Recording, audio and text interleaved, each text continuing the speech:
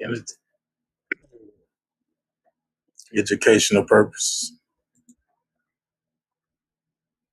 Butler was at the Raymond Detention Center for only 2 days before he was killed. Jones says he feels this is street justice that was carried out inside of the jail. An 18-year-old murder suspect, Milan Butler, is dead after Sheriff Terry Jones says he was brutally beaten by other inmates inside the Raymond Detention Center. Sheriff Jones confirmed the inmates recorded the violence with an unauthorized cell phone, and it has been spread on social media. That video is deep. Now, I ain't gonna show this video that they got going around of this young man losing his life, because the whole thing is sad. It's a spiritual battle that we got going on. It's not just, it can be physical. We got these young guys, 14 to on up to the old YNs, 40-some years old, killing themselves. They want to get murders under their belt. They don't want to have money. We was running on the streets. We wanted money and old school cars. They don't want none of that. They're just getting high power rifles, high power guns with big old drums.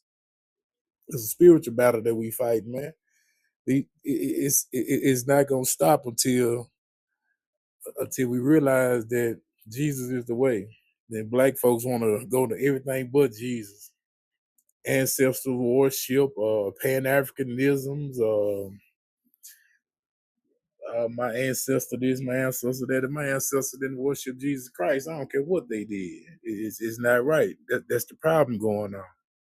Got a bunch of young black brothers losing their life, and no one can figure out what to do about it, because no one's going to the right person about it. You got to go to Jesus with it. And say, oh, here he go with this Jesus stuff. Yes, here I go with this Jesus stuff, because you jokers need Jesus and don't even know it. I ain't somebody who just claimed to be good all my life. I've been in the streets most of my life. I turned my life around some years back. That don't mean I do right all the time now, but I'm trying, and I ask for forgiveness when I do something wrong. Go back to these young guys. Now, this young guy here, he obviously killed someone that someone else loved. From looking at him, he weighed 115 pounds soaking wet. Now, you tough guy when you got these pistols. I'm not talking about him as anybody people. I'm not down on the young man. I'm just speaking in general. Because a lot of these young guys a little too thin to win, a little too light to fight. But they got these big old pistols with these drums on the streets and killing people, loved ones, and families. Then when you get in there behind them bars and you beat his cousin who been in there 5-6 years eating peanut butter sandwiches and honey buns and doing 400-500 push-ups before he go to sleep at night, he looking like a baby gorilla in there, and you coming there 115 pounds soaking wet. You can't defend yourself, man. You brothers need to think this is what's going on. Then you got predators in there waiting on young guys to come in there. They be too embarrassed to tell some things happen to them. Now, I'm not saying that everybody's gonna get touched or whatever when they go to jail, but these are things that go on because it's spiritual. You taking people's life, and people's blood is crying from the ground, crying for vengeance. And vengeance is mine, says the Lord, I will repay. So all this extra, you want to avenge your homeboy, you want to take it upon yourself to ride and go slide and do all this and that, that's needing to nothing but death, man. It's no other place for that. You go be in the cemetery or the prison. And them prisons, man, y'all need to check out the Bill Feasy, Charlie Global, man. Them boys telling the real deal. What's going on in them prisons? Big cartoon. I'd have tuned in to all them guys, man. It's wicked behind them bars. You're going in there not knowing what you're doing. You can't fight. You don't know how to use a knife. And I'm not glorifying, telling that you need to know how to fight. Now that's one thing, but you don't want to be using a knife to take nobody's life. That's a different type of killing, man. Them guys in there are savages.